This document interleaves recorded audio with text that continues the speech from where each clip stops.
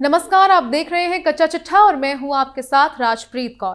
बिहार में सियासी समीकरण बदल चुके हैं और अभी तक जो बॉल विपक्ष के पाले में थी वो अब बीजेपी के पाले में आ गई है, यानी कि सत्ता पलट चुकी है। और ऐसे में जब बिहार में सियासी समीकरण बदल चुके हैं तो लालू परिवार की मुश्किलें बढ़ गई हैं और सत्ता पलटते ही खेल हो गया है।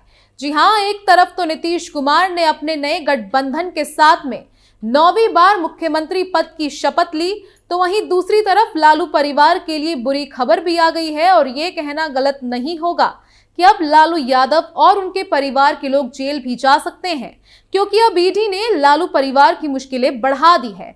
तो क्या कुछ है पूरा मामला और कैसे सत्ता पलटते ही खेल हो गया है, इसी का पूरा कच्चा चिट्ठा खोलेंगे। लालू परिवार की बड़ी मुश्किलें, सत्ता पलटते ही हो गया खेल। ईडी ने राबड़ी को दिया समन, लालू परिवार पर गिरफ्तारी की तलवार। बिहार में सत्ता बदलते ही खेल हो गया है, जिसके बाद लालू परिवार की मुश्किलें बढ़ गई हैं।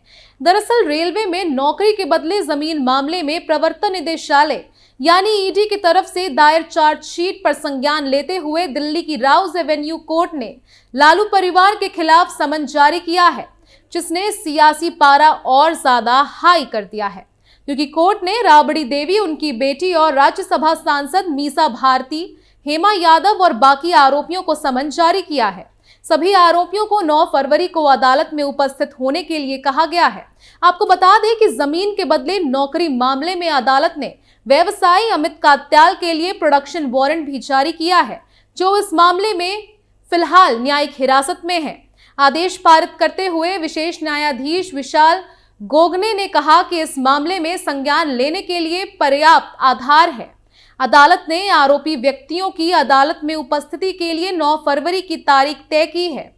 बता दें कि ईडी ने लैंड फॉर जॉब मामले को मनी लॉन्ड्रिंग से भी जोड़ा था।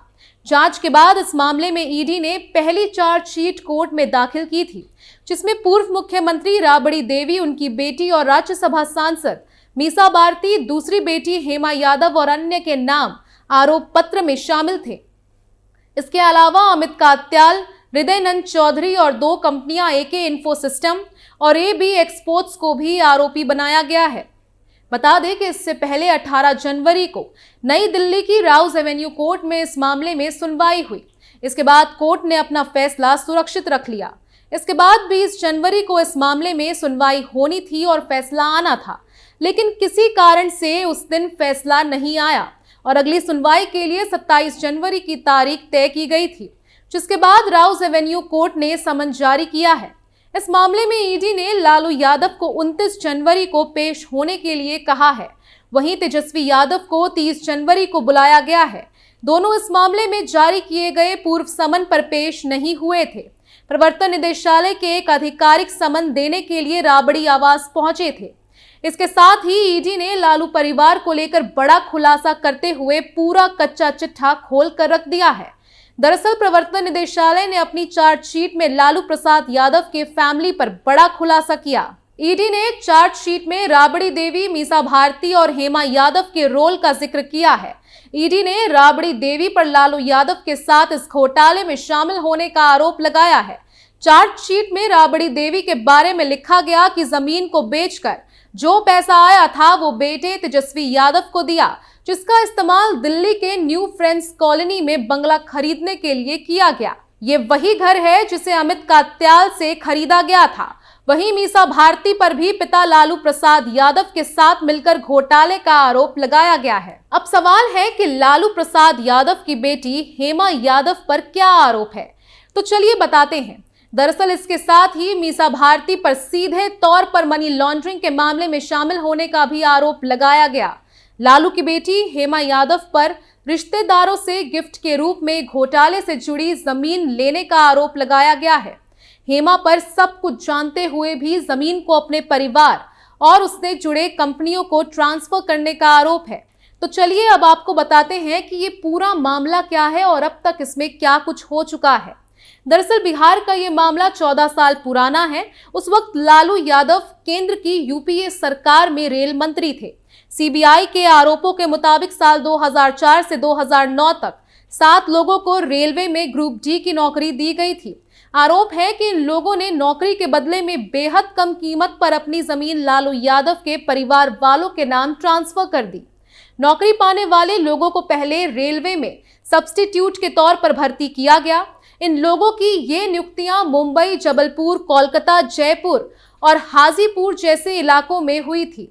आरोप है कि इन नियुक्तियों का कोई विज्ञापन या नोटिस तक नहीं जारी किया गया और बहुत जल्दबाजी में नियुक्तियां हुई। आरोप ये भी है कि पश्चिम और मध्य रेलवे जोन ने कुछ उम्मीदवारों के आवेदन को बिना पते के अपूर्व कर दिया। इसके बाद जब बदले में जमीन का सौदा हो गया तो इन सभी नौकरी पाने वाले लोगों को रेगुलर कर दिया गया। सीबीआई ने इस मामले में पिछले साल 18 मई को केस दर्ज किया था। जुलाई में सीबीआई ने भोला यादव नाम के एक व्यक्ति को गिरफ्तार किया। भोला लालू यादव के रेल मंत्री रहते हुए उसके ओएसडी थे। इसके बाद 10 अक्टूबर 2022 को सीबीआई ने मामले में पहली चार्जशीट दाखिल की। इसमें कुल 17 लोगों को आरोपी बनाया गया। इस साल फरवरी में दिल्ली की राउस एवेन्यू कोर्ट ने लालू परिवार समेत 14 आरोपियों को समन जारी किया था, जिसके बाद 15 मार्च को लालू परिवार समेत सभी आरोपी कोर्ट में पेश हुए थे, लेकिन सभी को 50,000 के मुचलके पर जमानत दे दी गई। सीबीआई अब तक 3 बार तेजस्वी को भी पूछताछ के लिए बुला चुका है। बीते 6 मई को राबड़ी देवी और फिर 7 मई को लालू यादव से भी सीबीआई ने 5-5 घंटे पूछताछ की थी, जिसके बाद जुलाई 2023 में सीबीआई ने दूसरी चार्जशीट दायर की। उधर तेजस्वी यादव इन आरोपों से इनकार करते रहे हैं। उसकी दलील है कि तत्कालीन रेल मंत्री लालू यादव को निजी फायदे के लिए किसी को रेलवे में नियुक्ति देने का अधिकार नहीं था। अब एक बार फिर से लालू परिवार पर मुसीबतों का पहाड़ टूट गया है। वैसे आपको बता दें कि बिहार में एक और घोटाला बहुत ही सुर्खियों में रहा और वो था चारा घोटाला, जिसमें लालू बुरे फंसे हैं। दरअसल अभी हाल ही में 25 जनवरी को चारा घोटाला से जुड़ी अहम खबरें सामने आईं। इसके अलग अलग मामलों में आरजेडी के राष्ट्रीय अध्यक्ष और बिहार के पूर्व मुख्यमंत्री लालू प्रसाद यादव ने सीबीआई कोर्ट में अपना पासपोर्ट जमा करा दिया। लालू यादव के अधिवक्ता अनंत कुमार विज ने सीबीआई कोर्ट के स्पेशल जज विशाल श्रीवास्तव और कोर्ट में लालू यादव का पासपोर्ट जमा कराया। दरअसल चारा घोटाले में दोषी करार दिए जाने के बाद लालू प्रसाद यादव का पासपोर्ट सीबीआई की विशेष अदालत ने जमा करा लिया था। लालू प्रसाद यादव की ओर से पासपोर्ट की अवधि समाप्त होने का हवाला देते हुए रिन्यूअल कराने के लिए पासपोर्ट रिलीज करने की मांग की गई थी। पिछले साल जून महीने में लालू प्रसाद यादव की याचिका पर सुनवाई करते हुए कोर्ट ने पासपोर्ट रिलीज करने का आदेश दे दिया। कोर्ट ने शर्त रखी थी कि पासपोर्ट रिन्यू होने के बाद वो वापस अपना पासपोर्ट सीबीआई कोर्ट को सौंप देंगे। इसलिए लालू यादव ने पासपोर्ट रिन्यू होने के बाद उसे सीबीआई कोर्ट में जमा कर दिया। बता दें कि लालू यादव के मुख्यमंत्री रहते बिहार में बड़ा चारा घोटाला हुआ था, जिसमें मुख्यमंत्री रहते लालू यादव को जेल जाना पड़ा था। उन्होंने पत्नी राबड़ी देवी को अपने बिहार का मुख्यमंत्री बना दिया। उन्हें काफी दिनों तक जेल में रहना पड़ा। चारा घोटाले के सभी मामलों में लालू यादव को सजा हुई। कुछ मामलों में उन्हें बेल मिली तो कुछ मामलों में होटवार जेल में हवालात की सजा काटनी पड़ी। किडनी की गंभीर बीमारी से परेशान लालू यादव को बेल पर बाहर रखा गया। हालांकि कोर्ट ने उनके चुनाव लड़ने पर रोक लगा रखी। पिछले दिनों उनकी राजनीतिक गतिविधियों पर भी सवाल उठाए गए थे। उनकी विदेश यात्रा पर कोर्ट की निगरानी रहती है। लालू प्रसाद यादव को किडनी ट्रांसप्लांट के लिए सिंगापुर जाना पड़ा।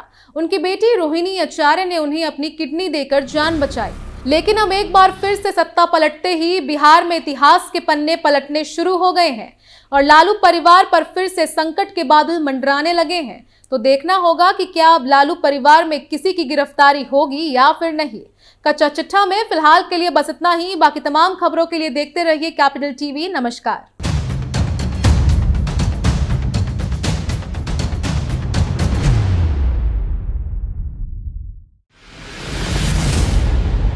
मैं राजनीति करता नहीं, पर राजनीति को बहुत गहरे तक समझता हूं। मैं लोगों के बीच रहता हूं, लोगों के मन को अच्छे से जानता हूं।